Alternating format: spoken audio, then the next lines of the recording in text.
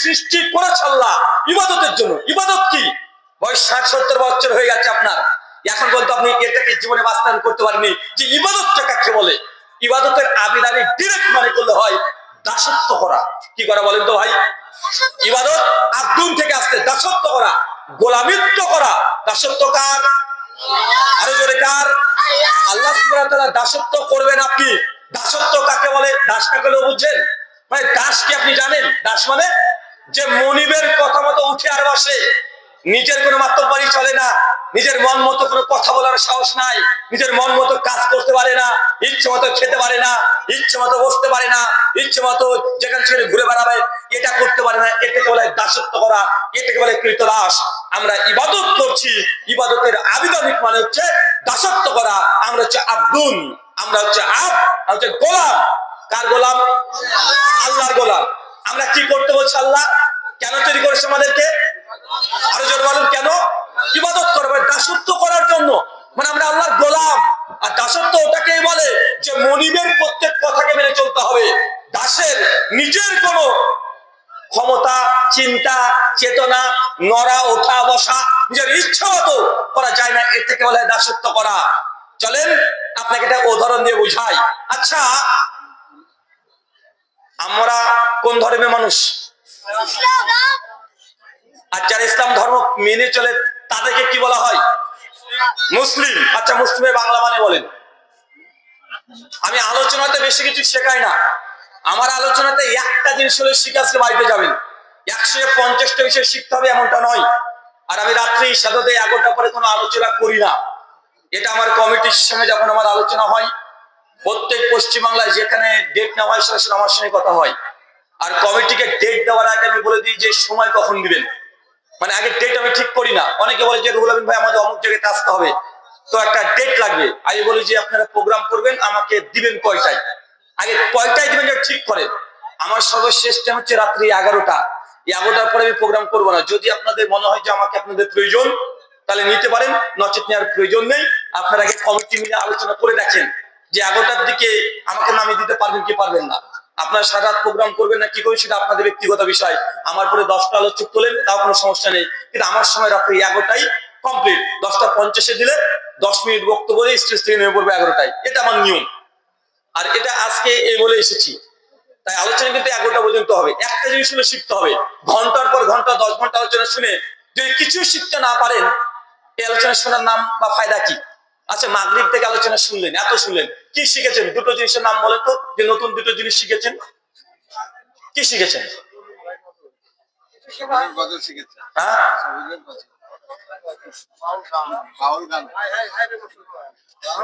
কি শিখেছেন? আমার প্রশ্ন তো এটাই। তার মানে বোঝা যাচ্ছে যেটা ক ঘন্টা আমি আলোচনা করলাম এটা গুরুত্বপূর্ণ নয়, কত ঘন্টা আমি আলোচনা করছি এটা গুরুত্বপূর্ণ নয়। গুরুত্বপূর্ণ হচ্ছে এটা যে আমার কাছে আপনি কয়টা জিনিস শিখেছেন। কি বললাম বলেন তো ভাইজান? আমার কাছ থেকে কয়টা জিনিস আপনি শিখলেন, আর শিখে আপনি এটাকে কতটুকু আমলে বাস্তবায়ন করছেন এটাই গুরুত্বপূর্ণ। ঘন্টার পর ঘন্টা যদি আলোচনা শুনতে চান বাড়িতে চলে যান, এত কষ্ট করে বসে লাভ নেই। হেডফোন লাগান, এখানে মোবাইল আছে, ইউটিউব আছে, কানে হেডফোন দিয়ে যার বক্তব্য হচ্ছে তার বক্তব্য শুনতে পারবেন। পারতে পারেন না? কথা বলেন। এখন যদি মনে করেন যে শেখ আব্দুল রাজ্জাক বিন ইউসুফ হাফেজাহুল্লাহ তার বক্তব্য শুনবো, ইউটিউবের নাম লিখলে হাজার হাজার বক্তব্য আসবে কি আসবে না? মানে জ্ঞান অর্জন করার মাধ্যমে এখন অভাব নেই, জ্ঞান অর্জন করার মাধ্যম অভাব নেই, কিন্তু হাজার হাজার আলোচনা ইউটিউবে জলসা ওয়াজ মাহফিল মজুদ আছে, কিন্তু আমরা ওখানে কতটুকু ইস্তেফাদা করতে পারছি, কতটা নিজের কল্যাণে আমরা সেটাকে বাস্তবায়ন করতে পারছি, এটা হচ্ছে গুরুত্বপূর্ণ। আল্লাহ সুবহানাহু ওয়া তাআলা আমাদের বুঝার তৌফিক দান করে, সকলে বলি আমিন। চাচা বলেন মুসলিমের বাংলা মানে বলেন। মাশাআল্লাহ, দুটো উত্তর চলে এসেছে আর দুটো ঠিক।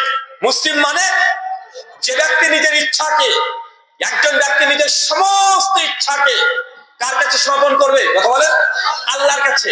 যে করে দেয় এটাকে আরবিতে বলে মুসলমান বা মুসলিম। মানে মুসলিম মানে নিজের কোনো ইচ্ছা নাই। কি বললাম বলেন তো ভাইজান? মুসলিম মানে নিজের কোনো ইচ্ছা নাই, কার ইচ্ছাতে চলতে হবে?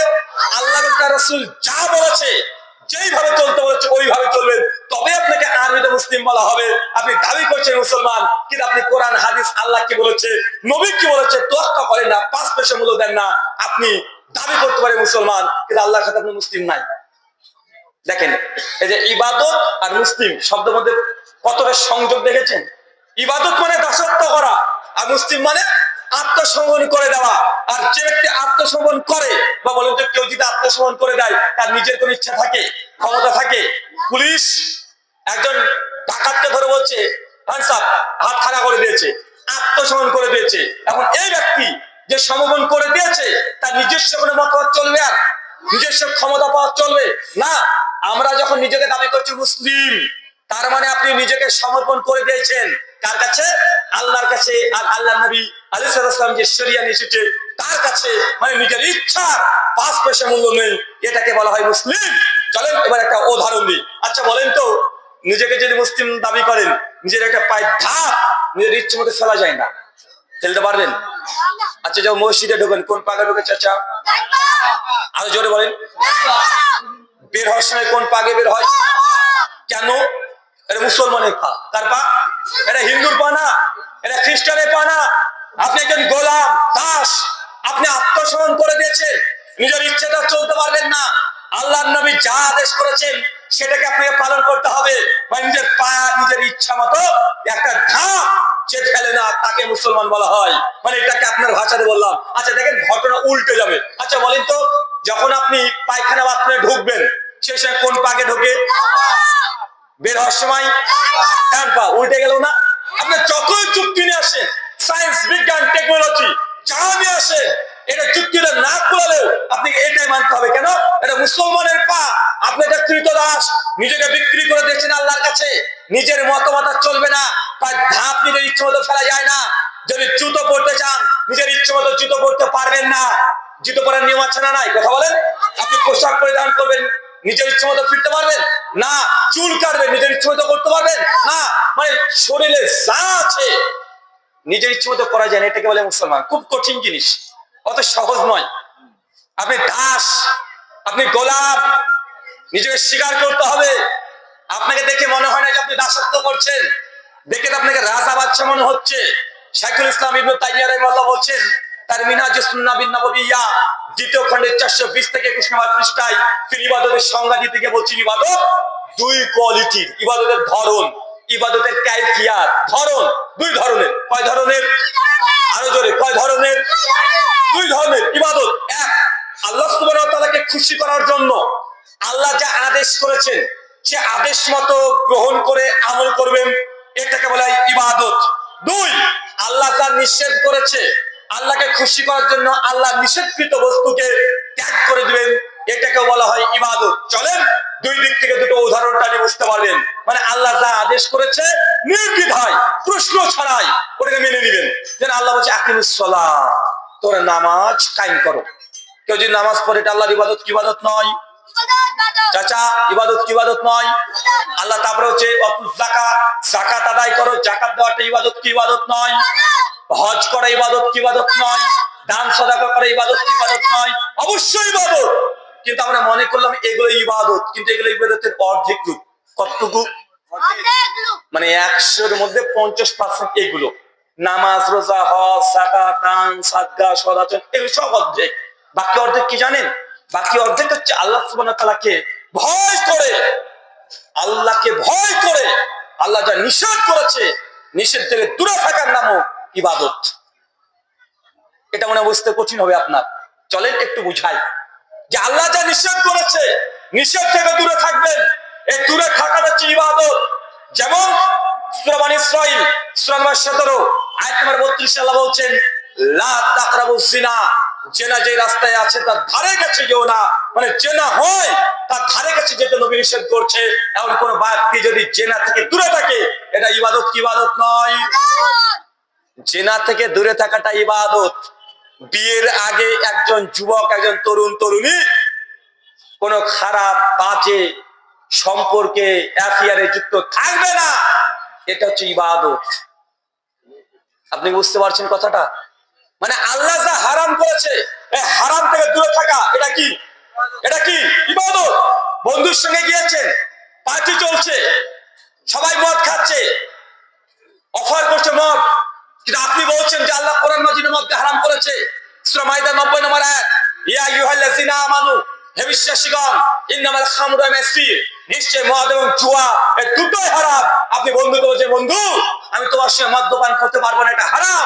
সঙ্গে সঙ্গে পার্টি থেকে একদম কৌতূহলে বাড়িতে পালিয়ে চলে আসলেন ভয়ে, বললেন ইন্নী আখাফুল্লাহ, নিশ্চয়ই আমি আমার রব আল্লাহকে ভয় করি, আমি মদের আসরে হারাম জায়গাতে আমি থাকতে পারবো না, পালিয়ে চলে আসলেন। বলেন তো ইবাদত কি ইবাদত নয়? তার মানে বোঝাচ্ছে আল্লাহকে খুশি করার জন্য আল্লাহ যা নিষেধ করেছে ওই নিষেধকে পালন না করা এটাই ইবাদত। নামাজ পড়া যেমন ইবাদত, মদ না খাওয়াটাই ইবাদত, ঘুষ না দেওয়াটাও ইবাদত। বুঝতে পারলেন না মনে হয়? এবার ঘুষ না দেওয়াটা কি? একজন যুবক 80% মার্ক আছে, চাকরি হবে, সমস্ত কিছু জমা দিয়েছে, এমএলএ সাহেব আপনাকে বলছে, এমপি সাহেব বলছে, মন্ত্রী সাহেব বলছে 10 লক্ষ টাকা লাগবে প্রাইমারি চাকরি করার জন্য, ঘুষ চাচ্ছে আপনার কাছ থেকে। আপনি তাকে মুখে পুরে বলে আসবেন যে আল্লাহ হচ্ছে রাজ্জাক, আল্লাহ রিজিক দাতা, আল্লাহ তাকদিরে কার কতটুকু রিজিক আছে এটা আল্লাহ লিখে দিয়েছে।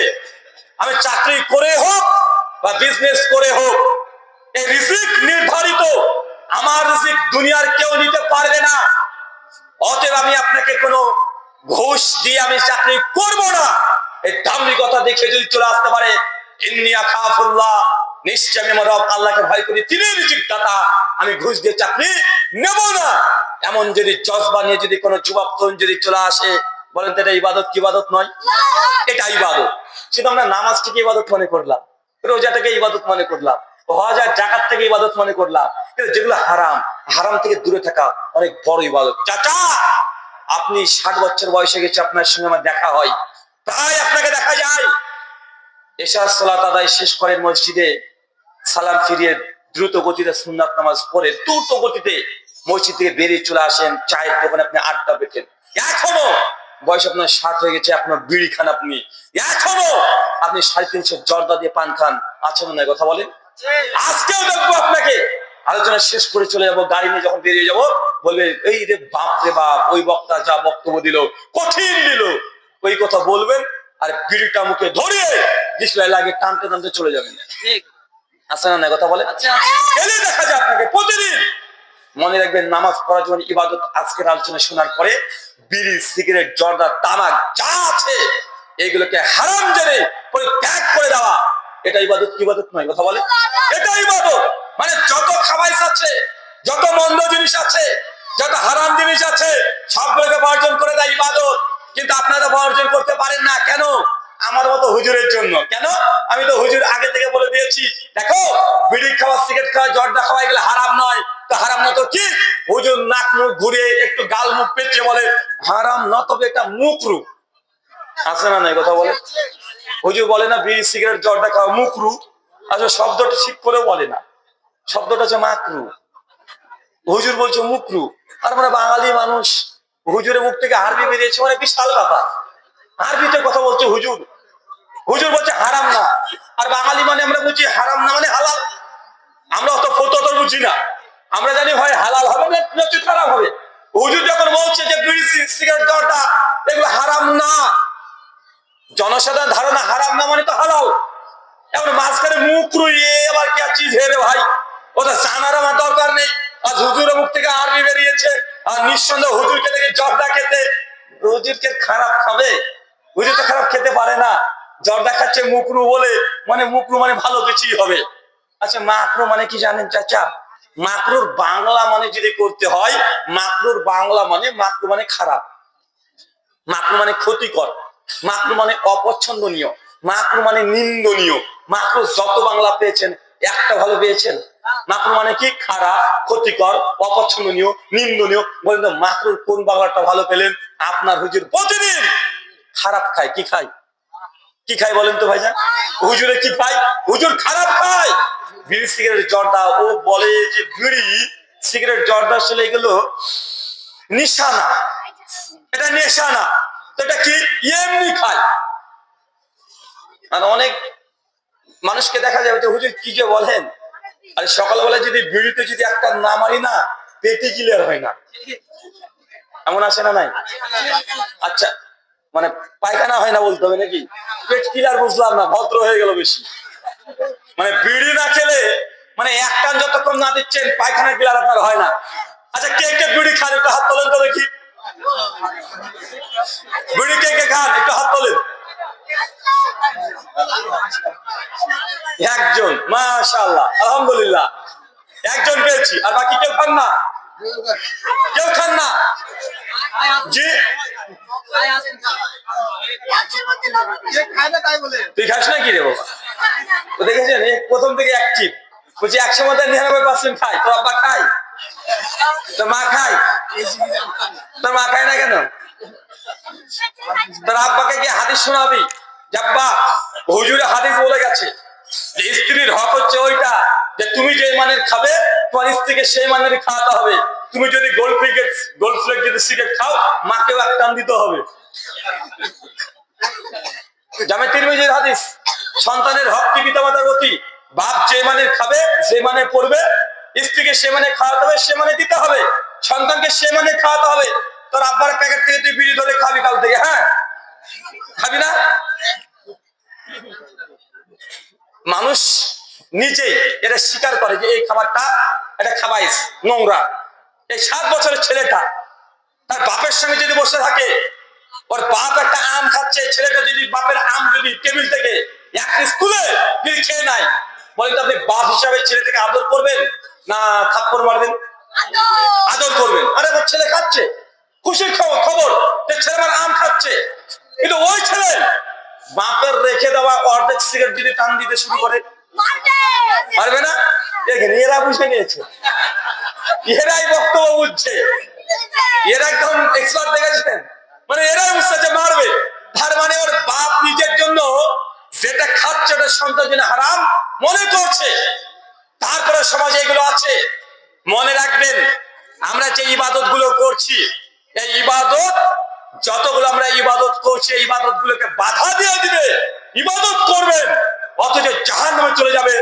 তার মধ্যে বড় একটা বিষয়, নেশা জাতীয় দ্রব্য যদি খান পান করেন, আপনাকে জাহান্নামে যেতে হবে। ইবাদত কাজে দিবে না। কি দিবে না? কথা বলেন। ইবাদত কাজে দিবে না। আল্লাহ পরিষ্কার ভাবে বলেছেন 3 শ্রেণীর মানুষ জাহান্নামে যাবে। তার মধ্যে মুদমিনুল খামরুন, যারা নিয়মিত নেশাজাত দ্রব্য খায় পান করে, তাদেরকে যতই তাহাজ্জুদের নামাজ পড়েন না কেন আপনাকে জাহান্নামে যেতে হবে। কোথায় চাচা বলেন তো চাচা, কোথায় জাহান্নামে যেতে হবে? জাহান্নামে যেতে হবে। যার নিয়মিত। এত কথা কেন ভাই? কি সমস্যা? আশ্চর্য।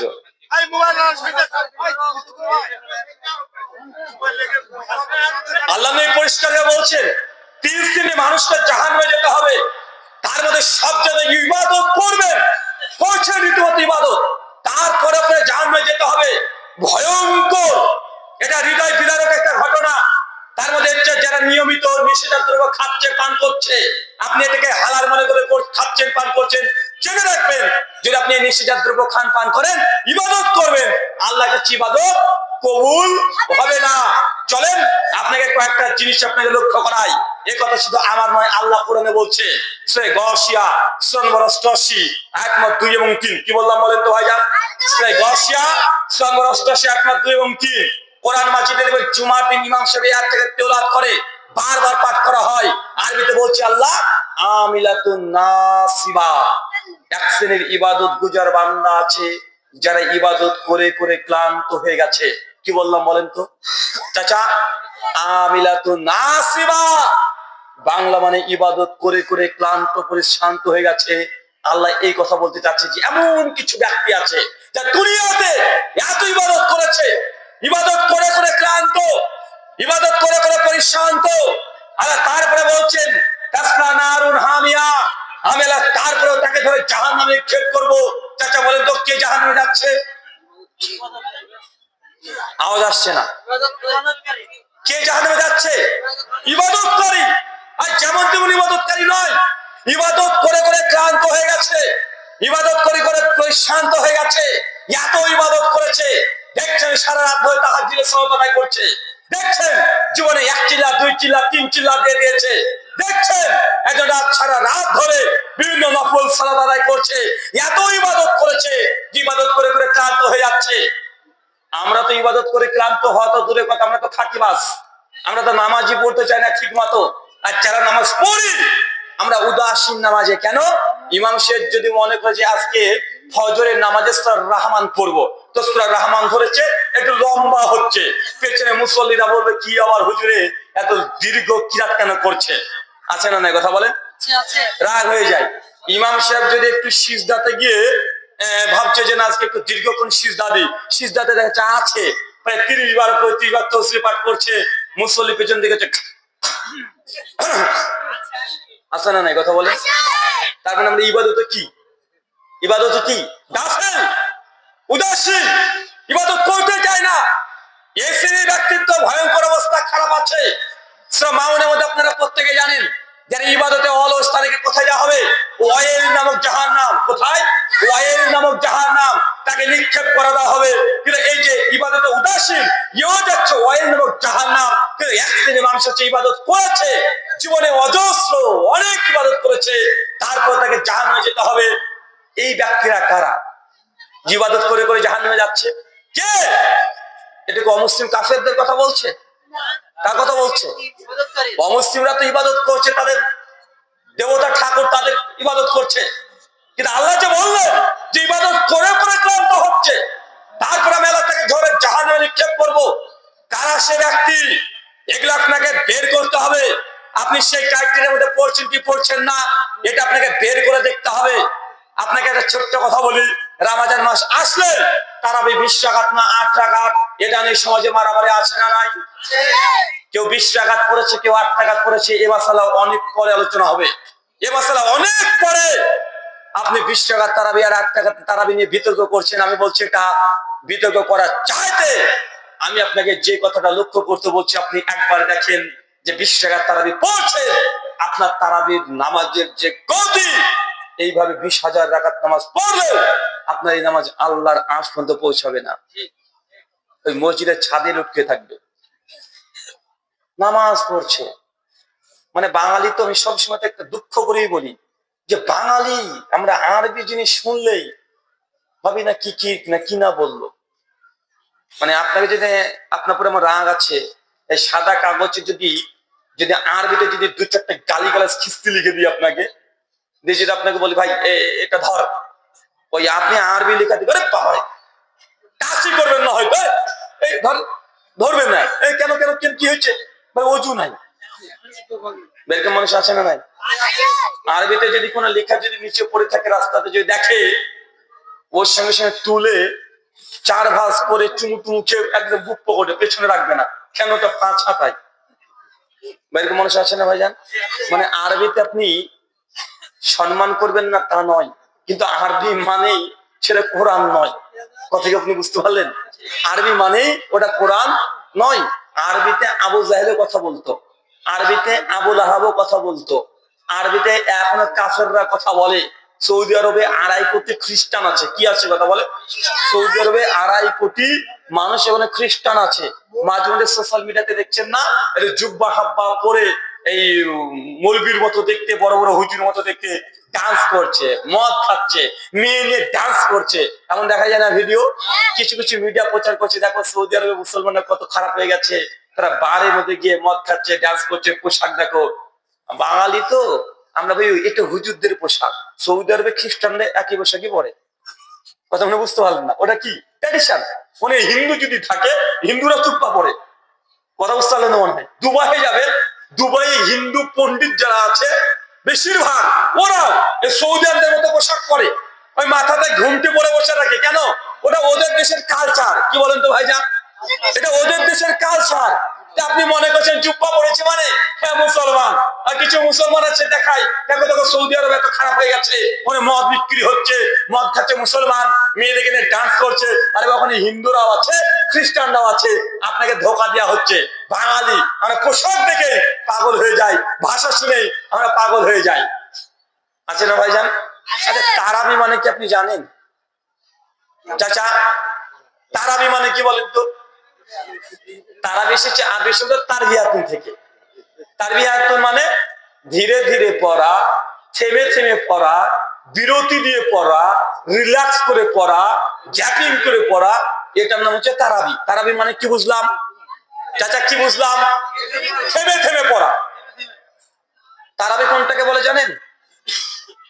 2 রাকাত করে নামাজ পড়লেন, আবার 2 রাকাত পড়লেন, 4 রাকাত পড়লেন, 4 রাকাতের পরে একটু যে বসে আছেন, বসছেন না, এই যে বসা, এই বসাটাকে বলা হয় তারাবিহা। এটাকে কি বলা হয়? এটাই তারাবি। নামাজটা তারাবি নয়। কথা মনে বুঝতে পারলেন না? নামাজটা তো নামাজ।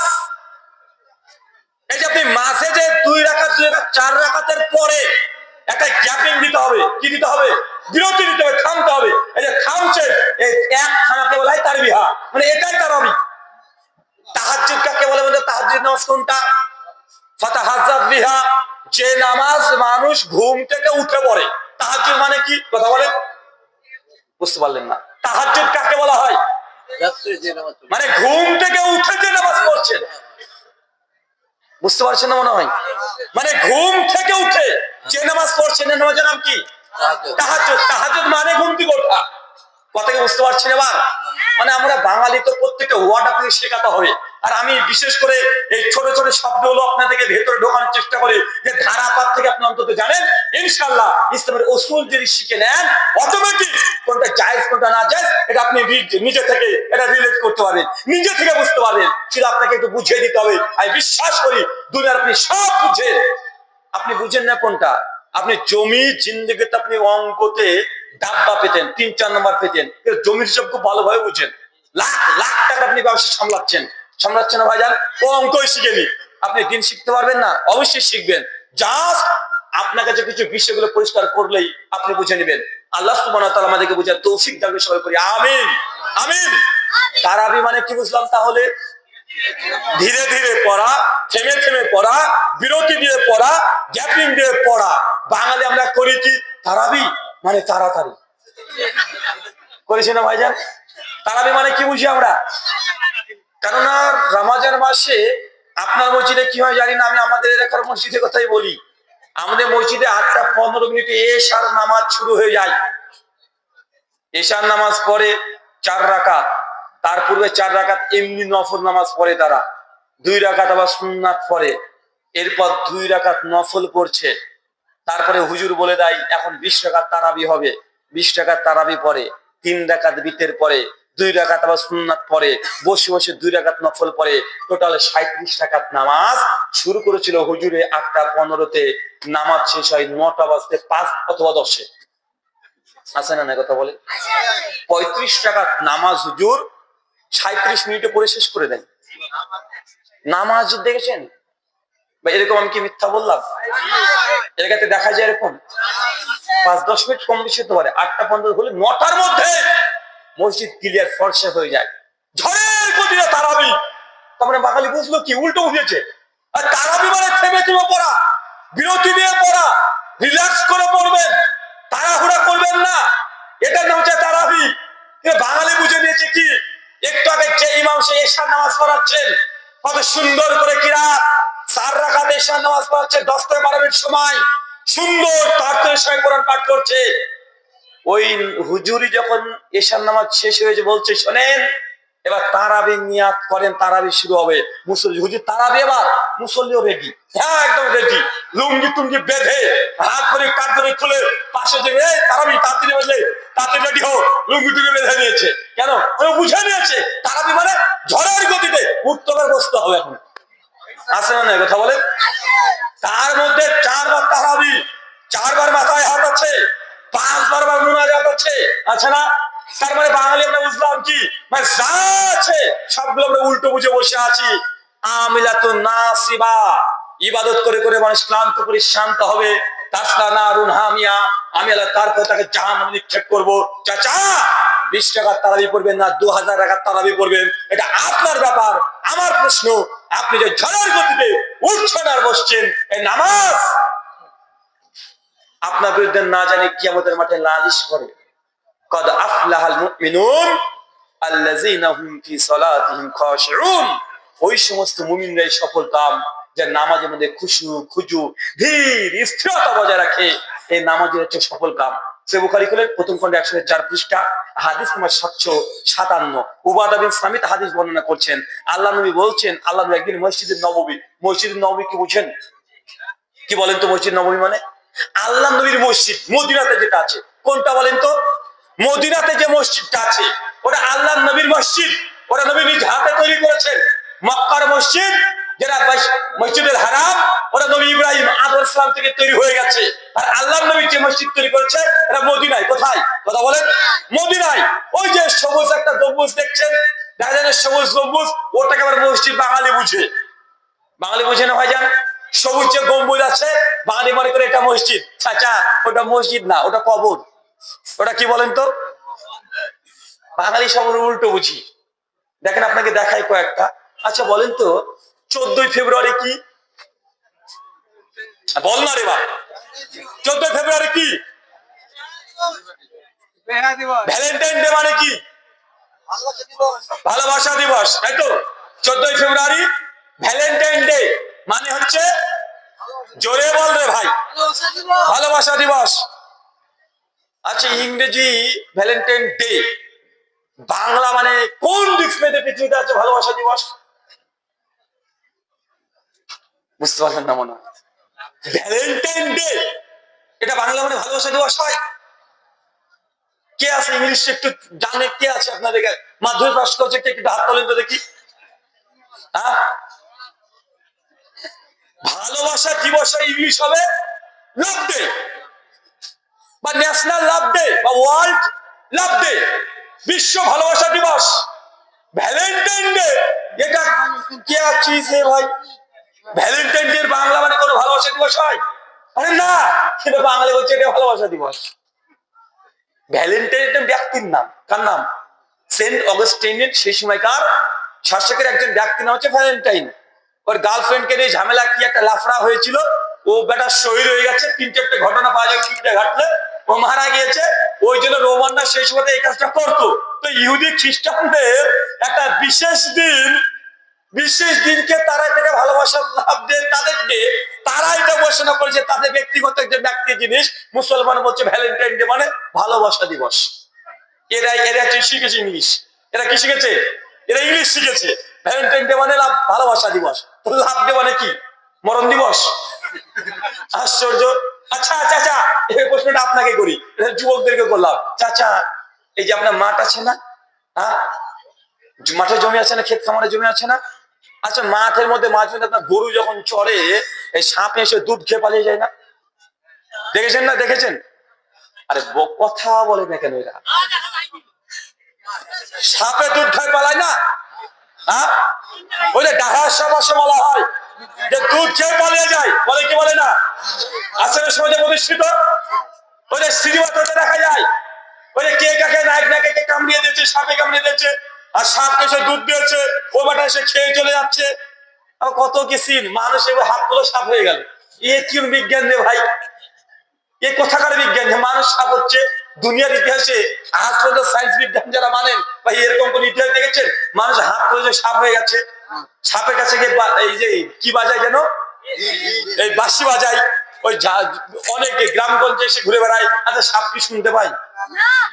সাপ শুনতে পাই? আমি শুনতেই পাই না, ওর কাছে বাঁশি বাজাচ্ছে।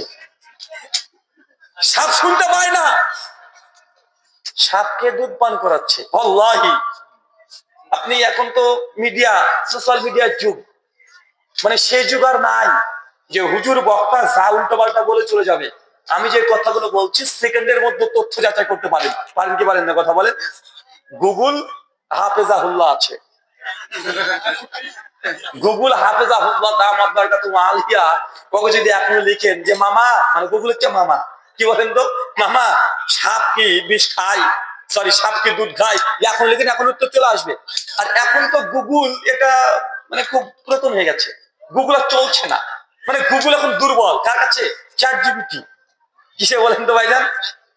কি চ্যাট জিপিটি মানে এ আবার ভয়ঙ্কর এআই, মানে এআই এর অনেকগুলো মানে ডিভাইসের মধ্যে একটা ডিভাইস হচ্ছে চ্যাট জিপিটি। এটা আরো ভয়ঙ্কর। গুগলে যদি লিখেন তো গুগল অনেকগুলো লিঙ্ক শেয়ার করে, আর চ্যাট জিপিটি ডিরেক্ট উত্তর দেয়।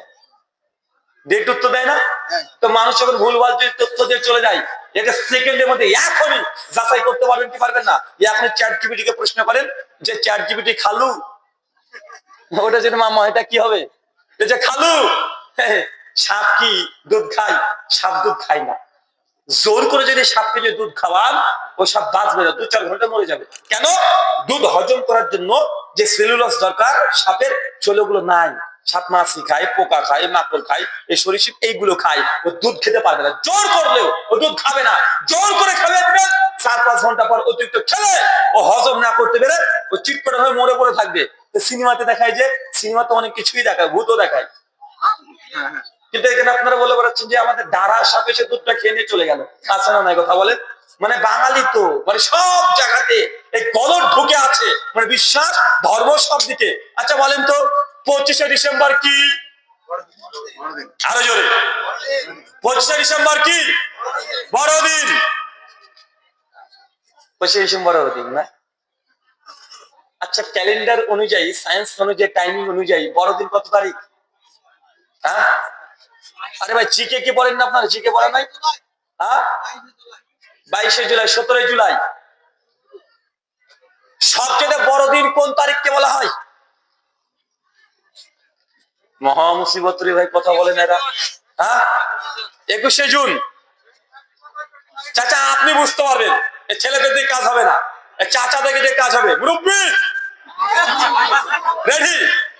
আচ্ছা বলেন তো, দিন বড় কোন সময় হয়? শীতের সময় না গরমের সময়? চাচা আরো জোরে। শীতের সময় দিন ছোট হয় না বড় হয়? শীতের সময় দিন ছোট হচ্ছে, এটা ডিসেম্বর ঘনিয়ে আসছে, দিন ছোট হচ্ছে না বড় হচ্ছে? আরে শীত যত বাড়বে দিন তত ছোট হবে। তো 25শে ডিসেম্বর এটা বড়দিন না ছোট দিন? তো বাঙালি যে বড়দিন বলছে, আরে আপনিও বলছেন, খ্রিস্টান শুদ্ধ বলে, এখনই আপনি বলছেন, সবাই বলে যে 25শে ডিসেম্বর বড়দিন। কিন্তু হিসাবে দেখতে গেলে দেখা যায় যে ডিসেম্বর মাস 25শে ডিসেম্বর এটা বড় নয়, সবচেয়ে দিন ছোট ওটা। তো বড়দিন প্রচার হচ্ছে যে, মানে আপনাকে সব জায়গাতে ভুল ভ্রান্তি বাঙালিদের মধ্যে ঢুকে আছে, আপনাকে প্রত্যেক জায়গাতে দেখানো যায়। জাস্ট আমি সেদিকে গেলাম না, আপনাকে চলেন বোঝানোর চেষ্টা করছি। ইবাদত করেও জাহান্নামে যাবে যারা। আসলে আমরা কিছু জিনিস আছে যেগুলো অর্থ না জানার কারণে আমরা অনেক কিছু আমরা ভুলভাল জেনে বসে আছি। প্রথম, ইবাদত আপনি করছেন, মিশকাত হাদিস 205, আল্লাহ নবী বলছেন কিয়ামতের মাঠে 3 ব্যক্তিকে প্রথম তোলা হবে। কয় ব্যক্তিকে বলেন তো? 3 ব্যক্তিকে। প্রথম হুজুরকে। কাকে? হুজুর মানে বুঝেন? মানে আমাদেরকে প্রথম আল্লাহ কিয়ামতের মাঠে তুলবে। সুদখোর, ঘুষখোর, জেনাখোর পরে তুলবেন। প্রথম কাকে তোলা হবে? প্রথম হুজুরকে তোলা হবে। হুজুরকে আল্লাহ তুলে বলে, হুজুর, মানে এটা আমি আমার ভাষায় বলছি, মিশকাত 5 নম্বর ভাবা অর্থ বলছি। আল্লাহ তুলে বলবে যে তোমাকে আমি গোটা কোরআন মাজিদ হিফজ করে দিয়েছিলাম, স্মৃতি শক্তি একটু করে দিয়েছিলাম, প্রচুর কোরআন হাদিস মুখস্থ করেছিলে, তুমি কি করেছিলে? এই জ্ঞান দিয়ে, ইলম দিয়ে কি করেছে? সেই সময় আমি তখন বলবো যে আল্লাহ, তুমি যেমন ওকে জ্ঞান দিয়েছো, আমি প্রত্যেক মানুষকে কোরআন মাজিদ শিখিয়েছি, কোরআন পড়িয়েছি, কোরআন পড়িয়ে পড়ে এত সুন্দর কিয়াত করেছি যে প্রথম প্রেসটা আমি নিয়েছি বারবার। আল্লাহ সমস্যা বললে আনতা কাযাবতা, তুই মিথ্যাবাদী, তুই আমাকে খুশি হওয়ার জন্য কোনো আমলই করিস নাই, বরং তুই তো আমল করেছিস মানুষ তোকে বড় কারি সাহেব বলবে এই জন্য। ফেরেশতা এই ব্যক্তিকে ধরে জাহান্নামে নিক্ষেপ করে, ফেরেশতার সঙ্গে সঙ্গে ওই ব্যক্তিকে ধরে টেনে হিসড়ে উল্টে ওই ব্যক্তি জাহান্নামে নিক্ষেপ করে দিবে। চাচা জাহান্নামে কাকে দেওয়া হচ্ছে? জাহান্নামে কাকে দেওয়া হচ্ছে? আলেমকে। কিয়ামতের মাঠে উল্টো করে এই ব্যক্তিকে জাহান্নামে ফেলে দেওয়া হবে। কেন? জ্ঞান চর্চা করছে, ইলম চর্চা করেছিল, মানুষ আমাকে বড় বক্তা বলবে, আমার টোন শুনে পাগল হয়ে যাবে, মানুষকে আকৃষ্ট করার জন্য দিন প্রচারের কোনো উদ্দেশ্য ছিল না।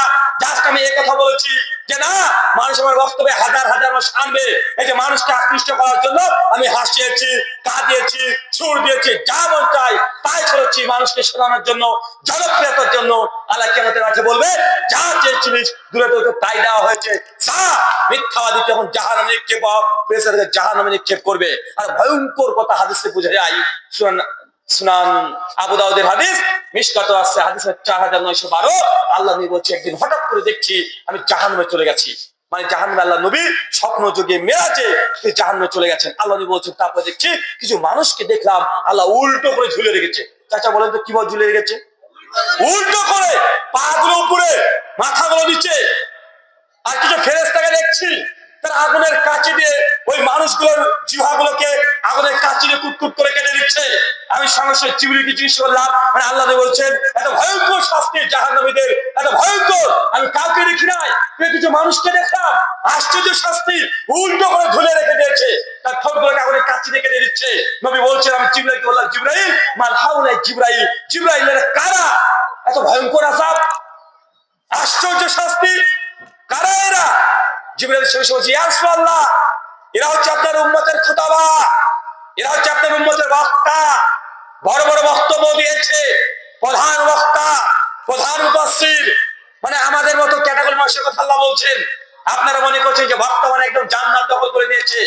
আল্লাহ নবী এই কথা বলছেন যে এরা হচ্ছে আপনার উম্মতের বক্তা। কিছু বলছেন স্যার? এই কথা আল্লাহ নবীকে বলছেন জিবরাইল, যেটা হচ্ছে বক্তা।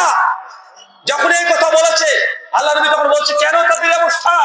সঙ্গে সঙ্গে ওনারা বলছেন যে আল্লাহ নবী, যে এই আলোচক, এই বক্তা মানুষকে ভালো ভালো কথা নিজে বলেছে, কেউ নিজে ব্যক্তিগত ভাবে কোনো আমলই করে নাই। এই জন্য আল্লাহ সুবহানাহু ওয়া তাআলা আজকে এই দুর্দশা করে দিয়েছে, তাকে উল্টো করে ঝুলিয়ে যে চিপ দিয়ে মানুষকে সৎ কাজে আদেশ করেছে, মন্দ কাজে নিষেধ করেছে, এটা হুজুর নিজে করেনি। এই হুজুর কাছে জাহান্নামে যেতে হচ্ছে, জাহান্নামে উল্টো করে ঝুলে তার এই জিহ্বাগুলোকে আগুনের কাঁচি দিয়ে কেটে দেওয়া হচ্ছে। ভয়ঙ্কর শাস্তি সবচেয়ে বেশি হবে আলেমদের। কার? আলেমদের সম্মান অনেক। আলেমদের সম্মান আল্লাহ নবী বলতে বলতে বলতে বলতে বলছেন, আল উলামা রাসাতুল আম্বিয়া, আলেম ওলামা হচ্ছে নবীদের ওয়ারিস। কার ওয়ারিস বলেন তো ভাইজান? মিশকাত হাদিস না 212, নবীদের ওয়ারিস। মানে এর চাইতে আলেমদের মর্যাদার হতে পারে না।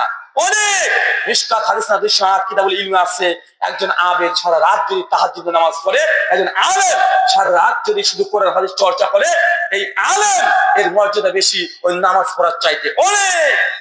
হাদিস আছে আলেমদের ফজিলতের, যারা হাইফজ করে কমপ্লিট করে দিয়েছে কিয়ামতের মাঠে তারা সুপারিশ করবে, অনেক ফজিলত আছে। তার মানে বুঝতে হবে আলেমও দুই ধরনের। কয় ধরনের বলেন? কয় ধরনের? উলামায়ে সু, সূরা আরাফ খুলবেন, 170 থেকে 190 নম্বর আয়াত পর্যন্ত আল্লাহ উলামায়ে সু মানে উলামায়ে ক্রাইমের কথা আলোচনা করেছে। কিছু উলামা আছে, আলেম আছে, যারা মানুষকে আত্মসাৎ করবে, টাকা পয়সা তারা মানুষকে আত্মসাৎ করে নিবে। সূরা তাওবা খোলেন, সূরা নম্বর 9 আয়াত নাম্বার 34 আল্লাহ বলছেন, ইয়া আইয়ুহাল্লাযিনা আমানু ইন্না কাসীরাম মিনাল আহবারি ওয়ার রুহবান লা ইয়াকুলুনা আমালা নাসি বিল বাতিল।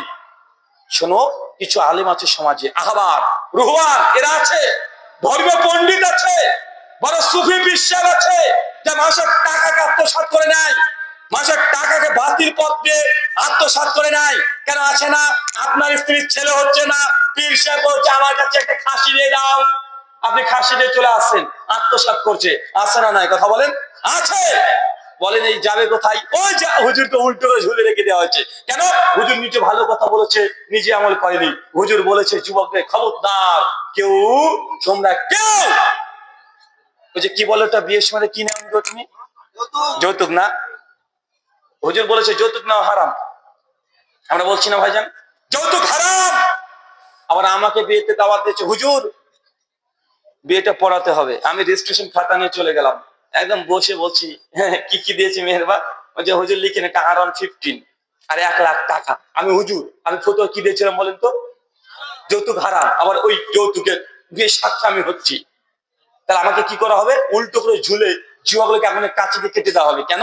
মানে আমি নিজেই ভালো কথা মানুষকে বলেছি কিন্তু নিজে আমল করিনি। কি কথা বলেন? কি করিনি? আমি আমল করিনি। হাজার হাজার এমন আছে না নাই? কথা বলেন। হুজুর নিজেই বললো যে নিষেধ দ্রব্য খাওয়া যায় না, পান করা যায়